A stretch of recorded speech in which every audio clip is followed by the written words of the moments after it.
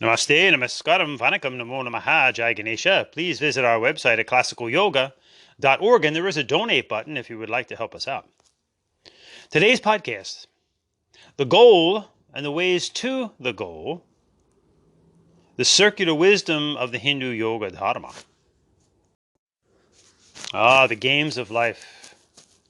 We're all playing them to one degree or another. Recognizing this, the wisdom is in becoming a good sport. We play these games, and there are winners and there are losers. And there are beginnings and there are ends, only to have new beginnings again. This is the very circular nature of life itself. You can visit our podcast on the Trayam Lingams. Think of the three circles, the balls, if you will, that make life possible. The earth, Bhume Mata, the sun, Surya, and the moon, Chandra. And it's not a coincidence that many of the games that we play in life involve circles, involve balls, from marbles to ping pong to tennis balls to lacrosse balls, hard balls, softballs, soccer balls, basketballs, beach balls. And thus we go on playing the many games of life with varying degrees of success. Sometimes we win, sometimes we lose, but we keep going. Round and round we go, never stopping. Perhaps the love of the game is the only thing we know. Perhaps love is the ultimate answer. The circular nature of life. Remember, it was the Hindus who invented the numeral 0 for calculations. Roman numerals, if we were stuck there, would civilization have advanced? No, we needed the mystical, meaningful 0, making the binary system. 0 to 1 to 0 to 1, 0 to 1, 0 to 1. So in other words, there's a time for the understanding of the circular dance of life, but within that is also the linear dance of life. This is actually the two hemispheres of our brain. Right brain is generally more circular, the feminine side, and the left masculine brain is the more angular, hence monotheism, one way. So there's a time for that. But when we get stuck in either end, obviously we're off balance. If we get stuck in the left or the right brain, we get stuck in the one way. Or if we get stuck in a sense, the 0, not recognizing that there are specific ways, then we're off balance. The binary system. The swing of life, the pendulum, time itself, circular nature of life. The Saralolahara of life. In the Hindu Yoga Dharma and Saivite Hinduism, we sing Saralolahara, the truth, Sara, of the swing of life that is destroying our ignorance as we go round and round from one side to the other, from one extreme to the other, from one life to the other. Hinduism and many other religions also recognize the wisdom of reincarnation. In other words, no reincarnation, no life. Just consider for a moment that every breath of air, every drop of water is simply recycled or reincarnated. Monotheism, linear thinking, of course, once came to the conclusion that the earth was flat. But the Hindus knew it was round and moving, Jagat. What do you think about that? Ponder. The sun is round. The moon is round. The seasons go round. The days go round. The eyes are round. So too round is the nabi, the belly button, and the bindu. Wake up to your inner wisdom, Hindu. Monotheism can be rather crude, indeed rather monistic polymorphism, dharmadupati dharmi. You see why thoughtful Hindus do not believe in God, i.e. a one, male, creator, being, noun. What is the goal of the Hindu Yoga Dharma. Remember, this is a Hindu yoga, religious, spiritual, scientific, philosophical lifestyle. And the goal is Atma Darshana Paramo Dharma. Along with recognizing the all-important, multifaceted duties of life, the various dharmas to Hindus, the supreme param duty, dharma, is to have insight, realize, see, experience, darshana, the atmana, which shockingly is not the mind. Atmana. It is at this point that the numerous detractors of the Hindu Yoga Dharma may say, see, I knew it all the time, they're out of their minds. But not so fast. Don't we all go there every night in deep sleep, without which we won't be able to function? Thank goodness for the anesthesiologist, so that we can go through a otherwise excruciatingly painful operation. Of course, there are more ethical, if you will, or gentler ways to go out of our mind. An evening cocktail, for example, or just being absorbed in an activity, especially concerning Mother Nature, being absorbed in a sunrise and a sunset. Sexual experiences can be very calming when they're over anyway. So this is a human aspiration to not only have a fulfilled, meaningful life, chock full of experiences, hence no one thing, one way, one deity, but also times of peace and relaxation, vacation time, downtime, sleep, contemplation, meditation. So if the end is to achieve this state of calm and peace, how do we get there? This is where the methodologies of life come into play. For example, in the Hindu Yoga Dharma, we fully recognize that there is a means to an end, a path to a goal. If the goal is then to understand and calm the mind and go beyond the mind, then the means comes into play into using the mind. In other words, making it, as others have said, our best friend instead of our worst enemy. So if we want our mind to be our best friend, we sooner or later figure out that it is in doing ethical actions that helps to actually calm the mind and make for a more fulfilling life for ourselves and those around us. This is why hopefully we were taught from young certain understandings of what was right and what was wrong for safety, if nothing else. Then we were taught manners, hopefully. This is the all-important primal understanding that you can see in the animal world too. The mothers teach their offspring what to do, what not to do, through correction. This is where ethics comes into play, which you can find at the heart of life itself, but certainly of all the religions of the world. Adopting a certain ethical code of conduct that seems to work. And that's the important thing. All of this must be rational and logical. Otherwise, we can discard it. If it doesn't work, if it doesn't fit, if it doesn't make sense, if it's not logical, what's the point? In fact, in the Yoga Sutras, which are one of the 6 orthodox systems of Hindu philosophy, the Saiva Hindu Guru Patanjali recognizes the first 2 all-important signs of one who has calm wisdom, or samadhi, and therefore 2 ways to this calm wisdom: vitarka vichara, exercising reason, and judgment. Vitarka vichara. Interesting. Especially with the second one, when you hear people repeat the cliche, do not judge, which is actually a judgment. Judgment is actually defined as the ability to make wise decisions. Therefore, is it not sound judgment that we seek? Reason and logic and judgment. Vitarka vichara. So with various degrees of an ethical foundation, which we absorb through those around us, through our parents, and all of this is for better or for worse, obviously. If we have parents that were never taught positive ethics, how can the child learn positive ethics?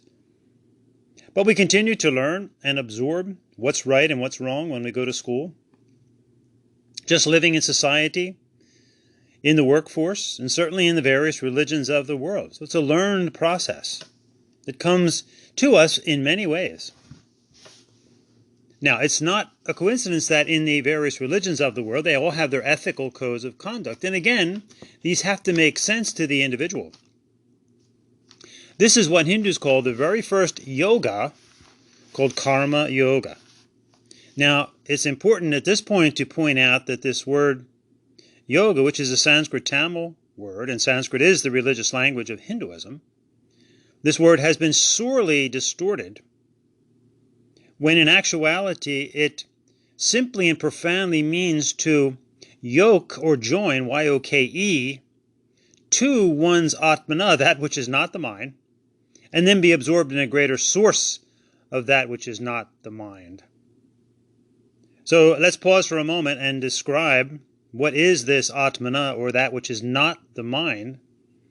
It is what Hindus call Satchitananda, or Jyoti, Shakti, Ananda, Shanti, love and light and energy. The provable inner essence or experience of all of us, using the general language of English, pure energy, pure existence, light, which is also the feeling of lightness, and the feeling of warmth, which translates into the human emotion of love. This is an inner reality within all human beings to various degrees, and not just within humans, but many animals, and they often display more of this than many humans do.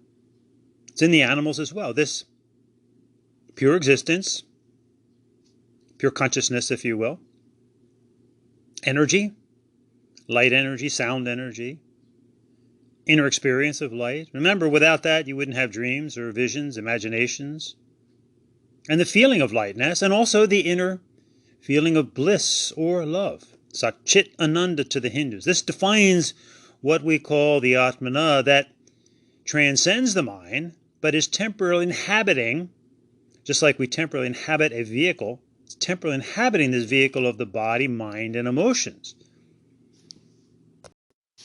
So with the foundation now of karma yoga to the Hindus, or ethics in general, remember, never confuse generalities and specifics, one is now ready to be fully devoted to the task at hand, to an individual, to a village, to a society, to a religion. Devotion is really the secret sauce, if you will, or ingredient of life. If we're not devoted in general, we won't be successful.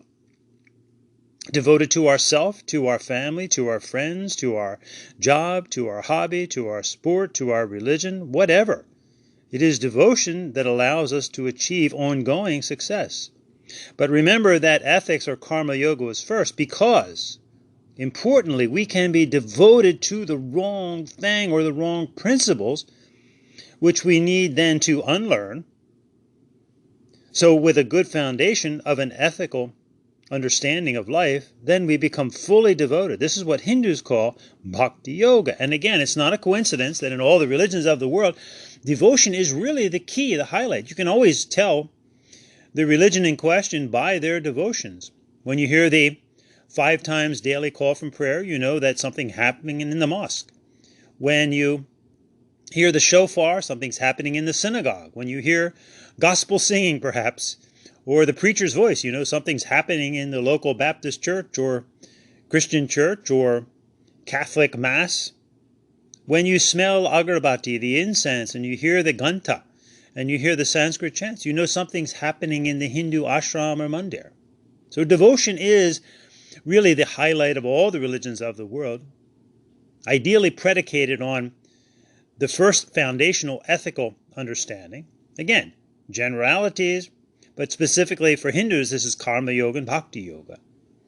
Then this next leads to, individually and collectively, times of introspection or meditation, within a religious context. Remember, the English word meditation simply means to concentrate, so one can concentrate on anything. It doesn't matter. But when it's attached to something in the religious realm, the more appropriate term there is contemplation in English, entering the temple within, the contemplum. But specifically in Hinduism, we call this area Raja Yoga, the contemplations.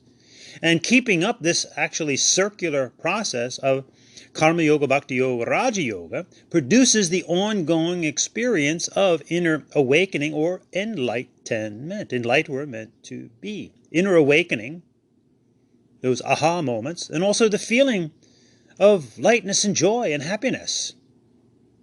So to the Hindus, this process is Karma Yoga, Bhakti Yoga, Raja Yoga, Gyan or Jnana Yoga. In general, we can find this in life, just ethics, devotion, meditation, or concentration. Keep up that process and one will have relative success or enlightenment. We call this the EDME principle, EDME. And this is where all of us have to become self-motivated. In other words, we say to ourselves, EDME, educate myself. By being ethical, devoted, meditative, concentrated, just keep up that process, whatever you're doing, and it will lead to various degrees of success or enlightenment. This is the very circular nature of life, or more appropriately, the spiraling nature of life. Look at the difference in a spiral, and that's why the cobra snake is symbolically significant within Hinduism, because the cobra spirals. Remember, the snake image is the way life moves. That's the way the energies of life move. They move in waves, not in straight lines. And the cobra then coils, and this is life itself. This is evolution, to revolve. This is how life works. As we go round and round, we hopefully get a little bit higher each time. Just walk up a lighthouse to visually and practically experience what the spiral does. It lifts you up, or it can take you in the opposite direction. The choice is up to us. So we combine the linear nature of walking, pade pade, step by step, in a spiral pattern. The binary system. The 0 and the 1 working together. We take the straight needle and the straight thread, in a sense, and then weave it together using both the straightness and the circular or weaving nature to create the final fabric. The infinite circle of creation composed of infinite specifics, just like the pixels that make up a painting.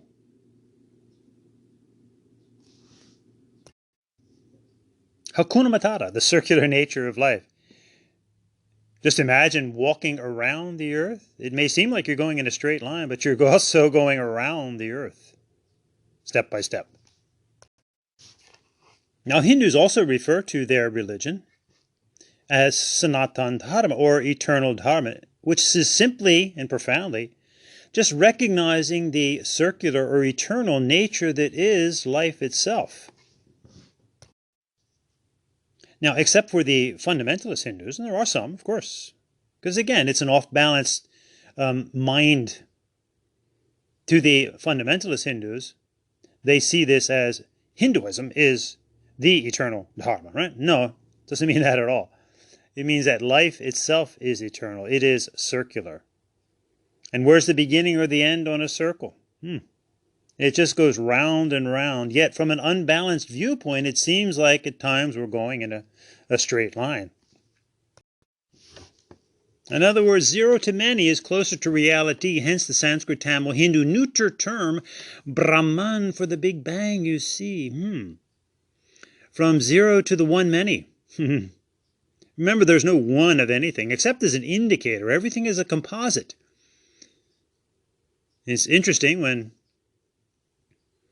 physicists, scientists, and at this point it's interesting to note that the word Veda means to know, which is the original scripture of the Hindus, of which there are many, and it's not just the Vedas, and they're not the only one, and a Hindu doesn't have to really rely on the Vedas at all. Scriptures are one aspect of Hinduism. But the word Veda itself means to know, and the word science means to know. So for us as Hindus, there's no conflict whatsoever between religion and science, between Hinduism and science. Interestingly, the word Bible refers to the book. The one book, the one God, the one deity, the one way. That's being stuck in the fearful left brain. Fearing the many. Fearing actually a more expansive view of life.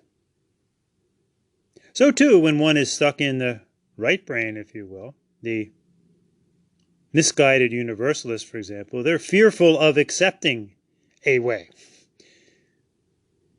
So back to the physicists for a moment.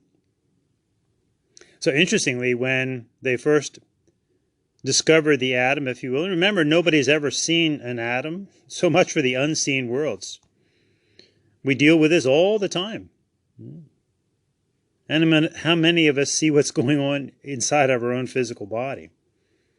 The innumerable things that are going on simultaneously all the time.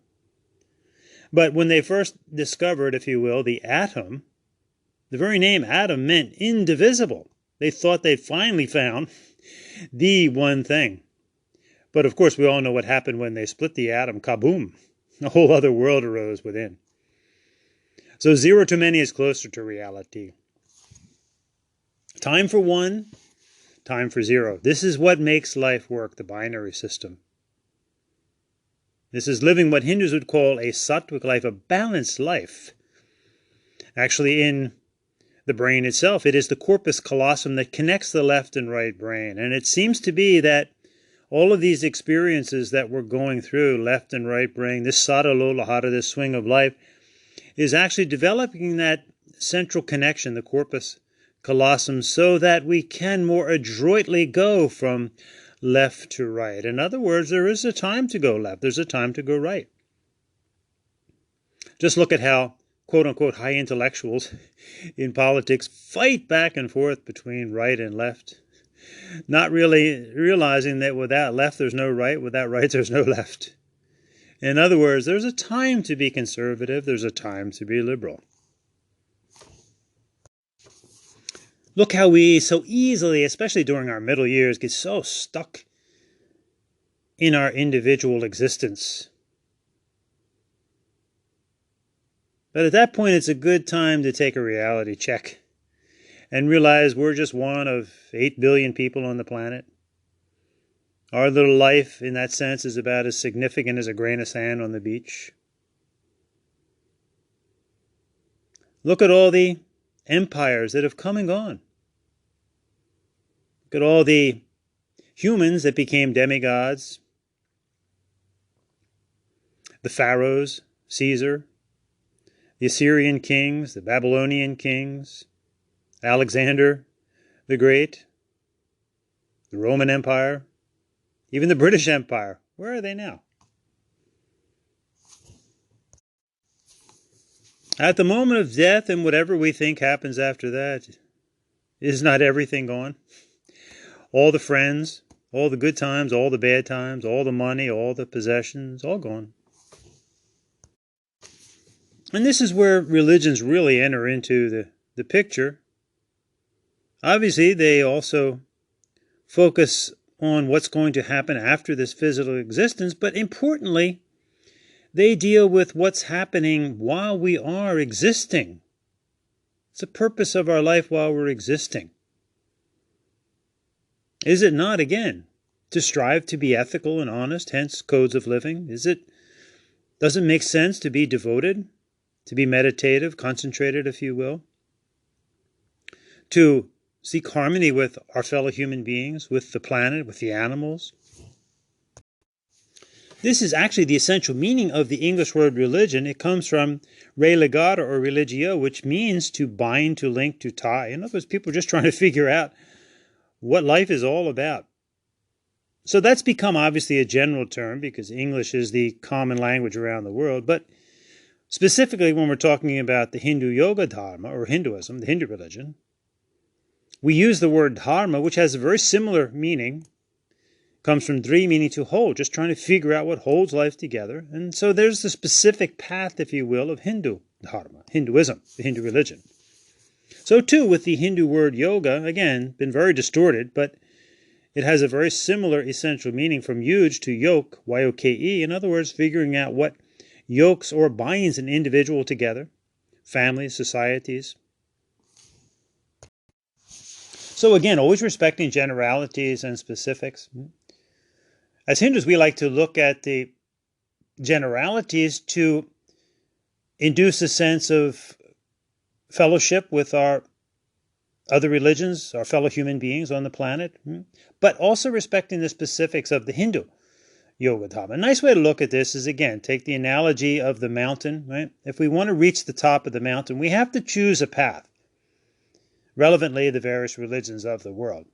Or find a new one, but that would take obviously a lot of personal effort to create an entirely new path. Right? So we can follow an established one or create a brand new one, and it would be brand new. Remember, we want to avoid two things. We want to avoid just standing at the bottom of the mountain and spouting off, we are all one, in other words, looking at the top without ever having made the climb to the top. Or we want to also avoid taking a little bit from this path or that path and then pretending to be a teacher. Again, if we want to understand the entire path, we must do just that. We must walk the entire path before we can ever lead somebody else up that path. So in the Hindu Yoga Dharma, we obviously have our classic yogas. Remember, we are Hindus and our goal is to realize our Atmana, and we do that through living our Hindu yoga, religious, spiritual, scientific, philosophical lifestyle. And these are all the classic yogas that are specific to Hinduism. Karma yoga, bhakti yoga, raja yoga, jnana yoga, hatha yoga, mantra yoga, japa yoga, nada yoga, natha yoga, kundalini yoga. And we've gone over this so many times in other podcasts, but remember, of all the classic Hindu yogas, the only one that the rishis said not to display is the very one that's been totally distorted today under the guise of yoga. And that was specifically hatha yoga, the physical postures, designed to take one into their Atmana and actually transcend the duality of the world itself. So they were supposed to be esoteric, basically solitary inner practices, not to be displayed, which unfortunately they have been due to weak Hindus, capitulating Hindus. And that's why we have all the nonsense in the name of yoga today and the absurdity of a so-called 200-hour professional yogi. What can one achieve in life in 200 hours? So in the Hindu Yoga Dharma, we have our basic lifestyle of yoga. And we also have innumerable scriptures. We don't have just one, obviously, because life is polymorphic. So we have the Vedas and the Agamas and the Tantras, the Mahabharata, the Ramayana, Tirukkural, Tirumantram, Puranas, and on and on and on. And again, we can use the scriptures or not. It's up to us. But if we look at our basic Hindu scriptures, the Vedas, and they are so complex, just a brief cursory look at the Vedas is just amazing in and of itself, to say nothing of the other scriptures. And remember also we have the Shad-darshanas, or the 6 orthodox systems of Hindu philosophy. Nyaya, Visesika, Mimamsa, Vedanta, Sankhya, and yes, the Yoga Darshan, or Yoga philosophy, of the Saiva Hindu Guru Patanjali.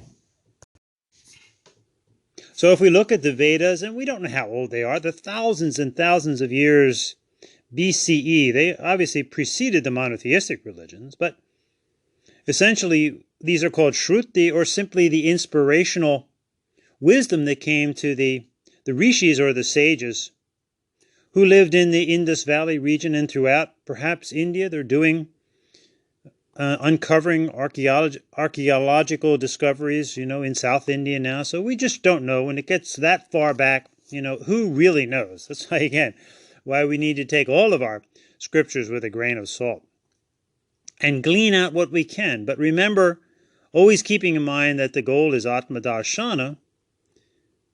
So if we look at the Vedas, we have basically 4 Vedas. We have the Rig, which means praise. We have Yajur, which means worship. We have Sama, which means to sing about worship.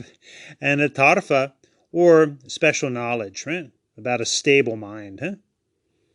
So in these 4 Vedas, it's comprised of over 20,000 mantras. And within the Veda, We have various sections, the Brahmanas, the Samhitas, the Aranyakas, and the Upanishads, or in other words, respectively, about the cosmos, nature itself, philosophy, and self-realization, and innumerable Upanishads. And remember, all the Vedantists out there, the Upanishads are the end of the Vedas, so we always want to start at the beginning, obviously, and not exclusively separate out. It's like cutting the circle in half. So then also we have the Vedangas, or the other limbs of the Vedas, which deal with all the practicalities of life: phonetics, grammar, linguistic, rhythm, meter, etymology, astronomy, rituals, Siksha, Vyakarana, the Chandas, Nirukta, Jyotis, Kalpa. And then each Veda has an Upaveda, dealing with medicine and music, art, dance, even warfare and business. Ayurveda, Gandharveda, Dhanurveda, Atara Shastra. And one could also look at each Veda as having three important sections: the Karma Kanda, Upasana Kanda, Jnana Kanda, which has become today our classic four yogas, if you will. Kanda is similar to the word yoga. Kanda means root. Yoga means huge or to yoke. So it has the same meaning of understanding that which holds things together, yokes things together, links things together. Remember, all these words have very similar meanings, whether it's religion, religio, to link, dharma, dri, to hold, yoga, huge, to yoke, and kanda, the roots, understanding the essential roots, what's holding things together. Again, respecting generalities and specifics. But these classic four yogas were simplified in a very beautiful way by the kandas. Karma kanda, we know what karma is. That's the understanding of the root of ethical service, seva, ethical understanding, ethical codes of conduct. And then we know jnana kanda, which is the knowledge, both outer knowledge and the inner knowledge. But upasana is beautiful because it literally means in English, worshipful meditation. Worship is bhakti, meditation is Raja Yoga. And in upasana we also have asana, which is hatha yoga. So in upasana we have what is supposed to be the inseparable connection between Bhakti Yoga, Hatha Yoga, and Raja Yoga. They're really not supposed to be separated. And again, this is all within a Hindu context, which again is so insulting when it comes to today's so-called yoga that is separated from Hindu Dharma. And when it's certainly made into just a crass exercise, they're taking the Raja Yoga out of it, the meditation, and they're taking the Bhakti Yoga devotion out of it, when it really can't be separated. The three, with a little reflection, must always go together. Bhakti Yoga, Hatha Yoga, Raja Yoga, Upasana. So the simplified, beautiful form of Karma Kanda, Upasana Kanda, and Jnana Kanda. So I know we've gone through an awful lot here this morning, kind of inspired by the chill in the air. So then again, when we do these podcasts, it's just kind of off the cuff, so please excuse any mistakes there. But basically, in life, is it not that we're just trying to, figure out who we are, our place in the world, and trying to get along with our family and friends and associates? So let's look at it from that vein.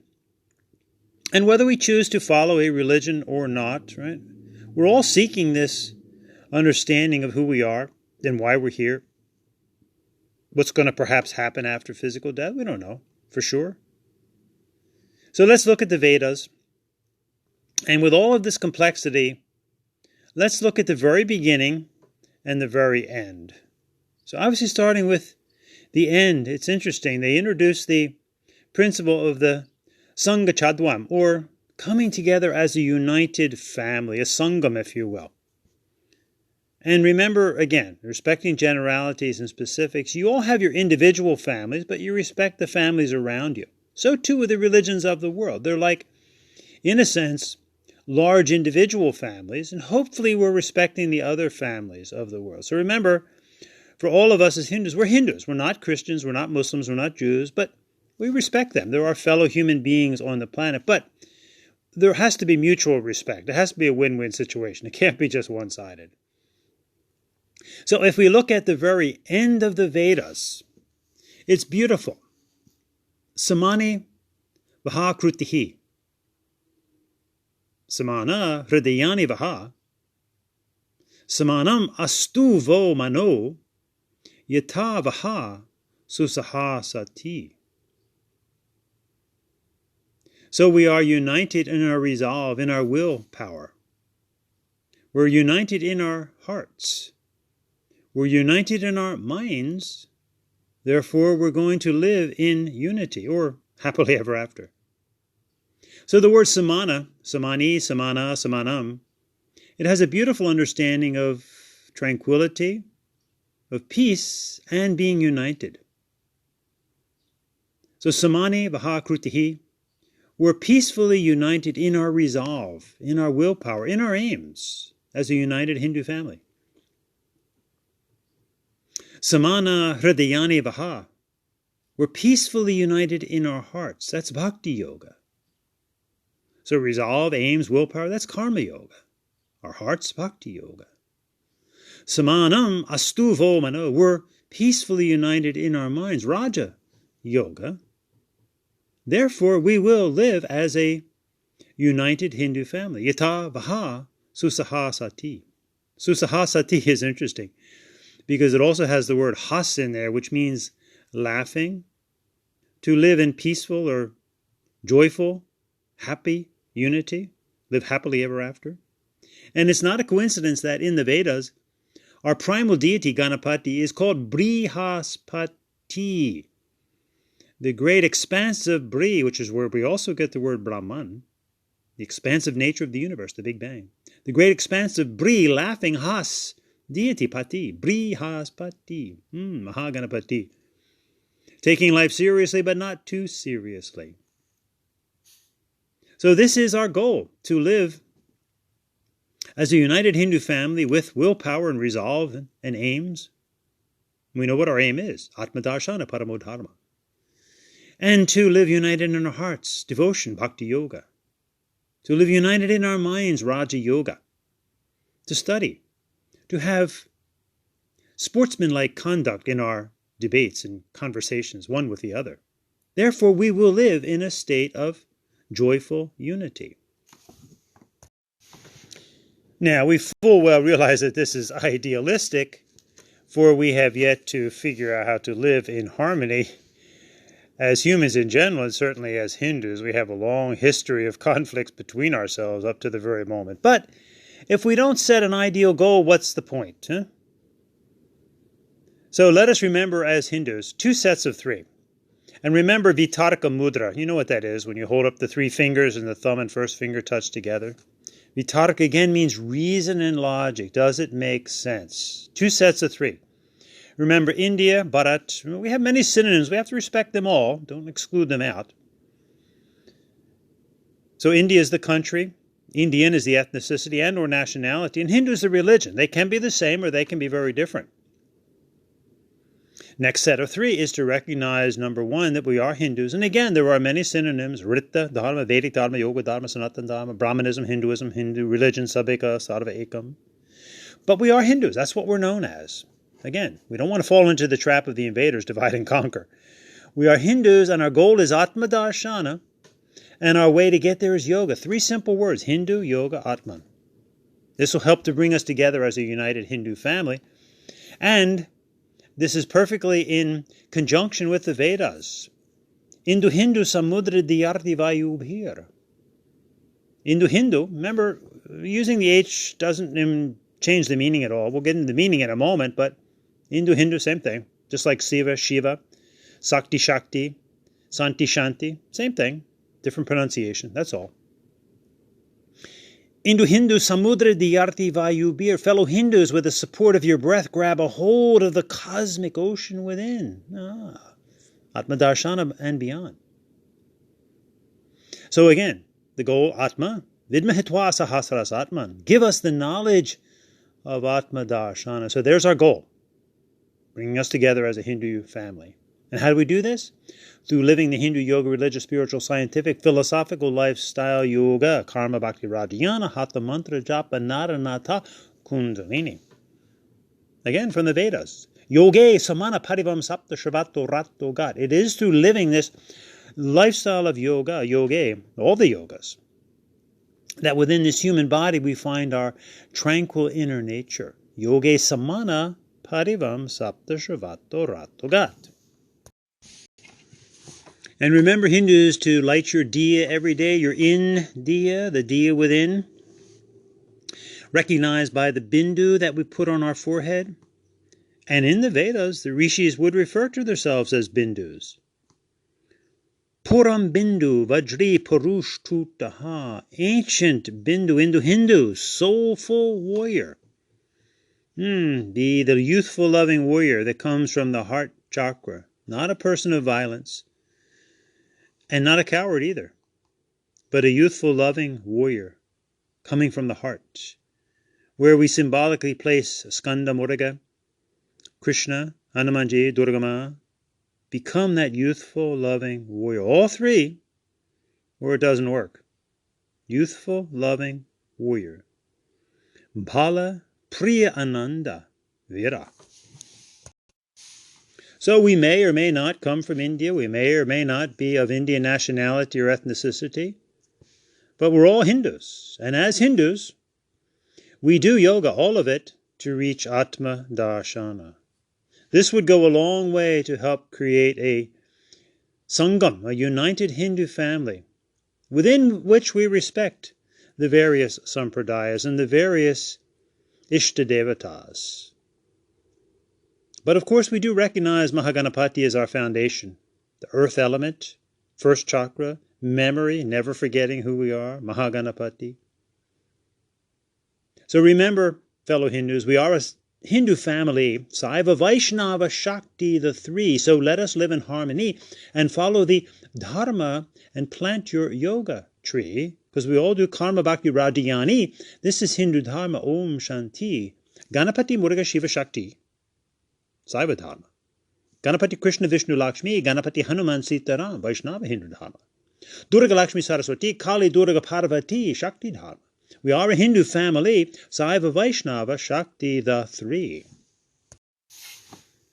So we've set our goal of unity, and now we begin. We step on the Sanmarga. We step on the path of Hindu Dharma. We begin the Vedas with full-on devotion. Rig Veda. Rig means to worship. Veda means a passion to know. Remember, Vidya is knowledge, but Veda is more than that. You have to know. You have this thirst to know. And know what? Worship. Worship is so important. Hence the very first word. Agni Mile. Mile, praise. The fire. Agni. And Malay, when you write it out in English, what is it? It's the word mile. Go the extra mile. Praise the fire. Light your in diya. In other words, uncover the diya within, and outwardly light your diya every day. Fire's life. No fire, no life. We live on Bhumi Mata, which is a fire planet. Just go to Hawaii and watch Mother Pele erupt. We live on a fire planet, and we're only able to exist because of Surya. And we're only existing in this body, mind, and emotions because of the fire of the Atmana that's temporarily residing in this vehicle. Agni Mile, praise the fire. Respect your teachers, your gurus, which starts with Bhumi Mata and your Mata and Pita, your first and last gurus in this life, in a sense. And then the many gurus. Remember, a guru is not just anybody. Challenge these people who use and misuse these terms. There's no diet guru, fitness guru, Wall Street guru. There's no hot yoga power. That's all phony stuff. As Hindus, you need to stand up for the Dharma. Don't allow yourself to be walked all over. That's being too tolerant. That's being capitulating and cowardly. So we need to respect our teachers, starting with our mother and father. And remember, all teachers were once children and students. That's the circle of life.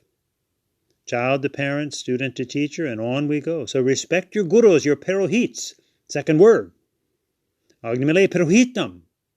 But do your own sadhana, your own sacred doing, your own yajnam, which becomes our yoga lifestyle.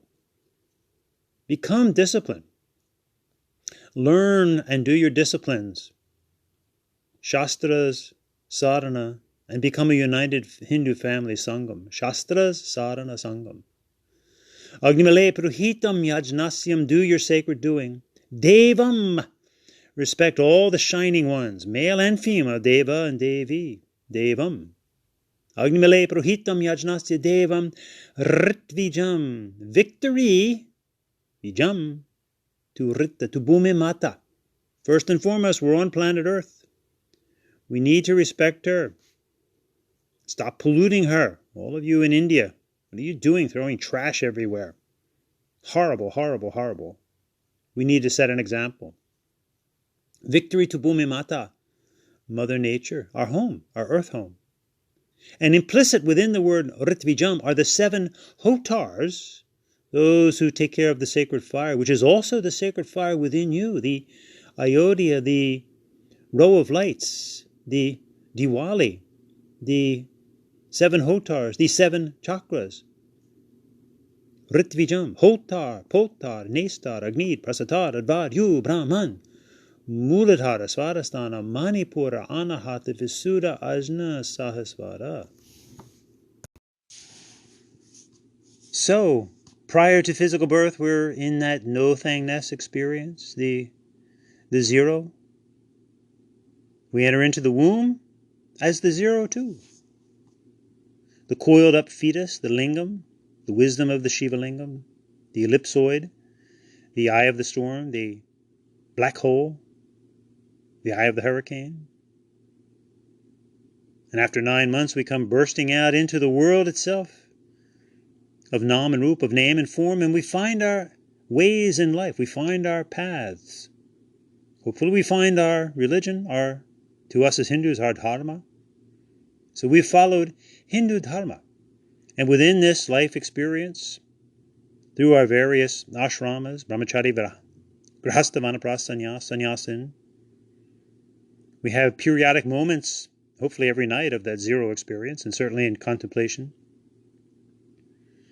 We have that zero experience as we go from 0 to 1, 0 to 1, 0 to 1, making life compute until physical death, when we go back into the no-thingness, ready to come out again.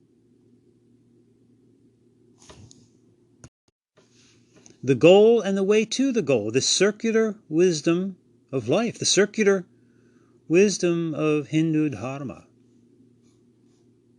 Go in, go out. The wisdom's always been there right at the nose, the Ashvin twins. Breathe in, breathe out. Hold on, let go. Left, right. Pingala Idda. 0 to many. We all have it. Look into the eyes. Look into your own eyes. Look into the eyes of your fellow human beings and the eyes of the animals. We all have a black hole. It's right there at the center of the eye. And it's there that we unify. Want to have a class in non-duality?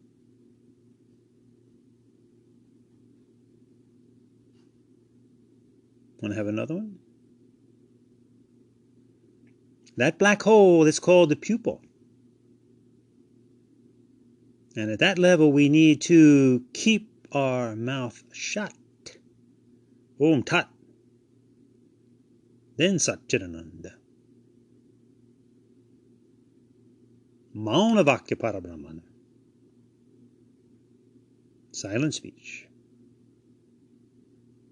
Yatovacho nivarnate aprapyas manasasaha. The black hole, the no-thingness, which is the fullness of everything. By definition, it is the aperture that admits and regulates the flow of light,